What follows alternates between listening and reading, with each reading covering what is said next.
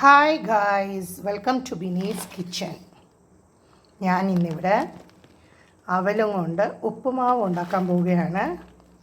അതിന് വേണ്ടി ഞാനിവിടെ അവലെടുത്തിട്ടുണ്ട്, ഉള്ളി, കുറച്ച് ഇഞ്ചി, കുറച്ച് പച്ചമുളക്, കരിയാപ്പില. ഇവിടെ ഞാൻ ഒരു ഹാഫ് ലെമൺ എടുത്തിട്ടുണ്ട്. ഇനി നമുക്ക് ഈ അവൽ ഒന്ന് കഴുകിയിട്ട് വരാമേ. ഇവിടെ നമ്മൾ അവൽ കഴുകുമ്പോൾ ഒത്തിരി നേരം വെള്ളത്തിൽ കഴുകാൻ പാടില്ല. ജസ്റ്റ് ഒന്ന് വെള്ളം ഒഴിച്ച് പെട്ടെന്ന് കഴുകി നമ്മൾ ഡ്രെയിൻ ചെയ്യണം. ഇത് ഇന്നത്തെ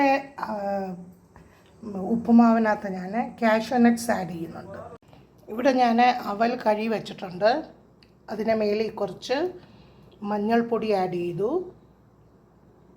പിന്നെ ഒരു സ്പൂണ് ഉപ്പൂടെ ആഡ് ചെയ്ത് വച്ചിരിക്കുകയാണ്. നമ്മൾ അവൽ കഴിയുമ്പോൾ ഒത്തിരി നേരം വെള്ളത്തിൽ ഇട്ട് കഴുകാൻ പാടില്ല. കടായി അടുപ്പത്ത് വെച്ചു, അതിനകത്ത് എണ്ണ ഒഴിച്ചു, ഒരു സ്പൂണ് കടുക് ഇടുവാണ്.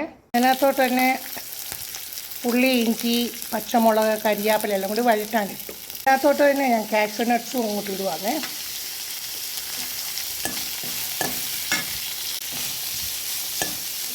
ഒത്തിരി നേരം വഴറ്റേണ്ട ആവശ്യമില്ല.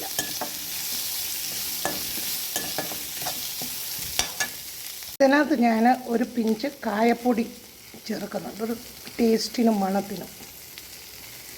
ഉള്ളിയൊക്കെ ഇത്രയും വഴറ്റിയെടുത്താൽ മതി, ഒത്തിരി വഴറ്റിക്കൊണ്ടിരിക്കേണ്ട ആവശ്യമില്ല. ഇനി നമുക്കതിനകത്തോട്ട് ഈ അവൽ അങ്ങോട്ട് ആഡ് ചെയ്യാം. ഇതിനകത്ത് ഞാൻ ഒരു സ്പൂണ് ലെമൺ ജ്യൂസ് ആഡ് ചെയ്യുവാണേ. അങ്ങനെ നമ്മുടെ അവൽ ഉപ്പുമാവ് ഇവിടെ റെഡി ആയിട്ടുണ്ട്. എളുപ്പമുണ്ട് ഉണ്ടാക്കാൻ. അങ്ങനെ നമ്മുടെ അവൽ കാഷ്യൂ നട്ട് ഉപ്പുമാവ് റെഡി ആയിട്ടുണ്ട്. ഇത് വളരെ ഹെൽത്തിയാണ്. ഇടയ്ക്കിടയ്ക്ക് നിങ്ങളും ഇതുപോലെ ഉണ്ടാക്കണം. ഞാൻ എൻ്റെ മെത്തേഡിലാണ് ഉണ്ടാക്കിയിരിക്കുന്നത്.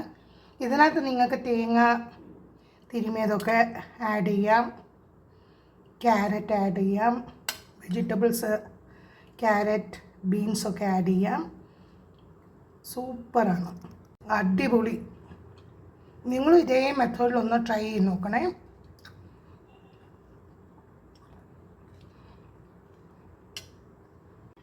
Thanks for watching my video. Please like, share and subscribe to my channel. Thank you.